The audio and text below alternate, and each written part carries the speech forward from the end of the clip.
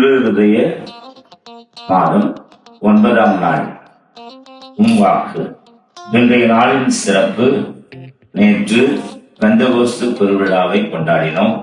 அடுத்து வரும் நாளினை புனித கன்னிமரியா திருச்சபையின் தாய் என்று நாம் கொண்டாடுவதற்கு அன்னையாம் திருச்சபை நமக்கு அழைப்பு விடுக்கிறது. புனித முன்னாள் திருத்தந்தை 2ஆம் ஜான் பால் அவர்கள், அவரை தொடர்ந்து வந்த திருத்தந்தை 16ஆம் பெனடிக்ட் இவர்கள் அன்னை மரியாள் திருச்சபையின் தாய் என்று நமக்கு வெளிப்படுத்தி நாம் இந்நாளில் அவரை சிறப்பிப்பது உகந்தது என்று அறிவிக்கப்பட்டிருக்கிறது. திருத்தூதர் பணி 1ஆம் அதிகாரம் 13-14 வசனங்களிலே இதனுடைய பின்னணியை நம்மால் பார்க்க முடிகிறது.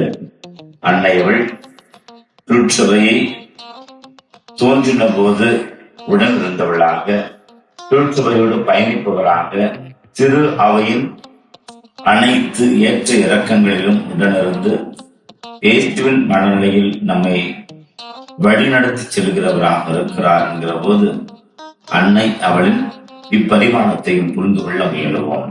மேலும் ஒரு நற்செய்தி நமக்கு நீங்கள் பேறு பெற்றவர்கள் என்று சொல்லி நம்மை திருத்தூதரான புனித மத்தேயு தன்னுடைய நற்செய்தியில நீங்கள் ஏழையின் உள்ளத்தை கொண்டிருக்கிற போது, ஆறுதல் அளிக்கிற போது, கனிவுடையவராய் இருக்கிற போது, நீதியை நிலைநாட்டுகிற போது, இரக்கமுடையவராய் இருக்கிற போது, அமைதியை ஏற்படுத்துவராக இருக்கிற போது, மேலும் நீதியின் பொருட்டு துன்புறுத்தப்படுகிற போது நீங்கள் பேறு பெற்றவர்கள் என்று சொல்லி நம்மை நமது வாழ்வு நிலையிலே இப்படிப்பட்ட வித்தியாசமான குண நலன்களோடு வாழ பணிக்கிறார்.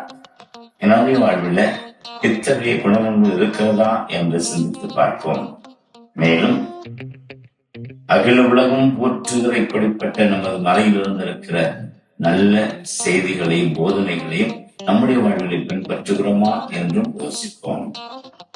இயேசுவின் இருதயம் நம்மை என்றும் தனது இதயத்திற்கு ஒன்றுகளாக மாற்றுவதாக. ஆமென்.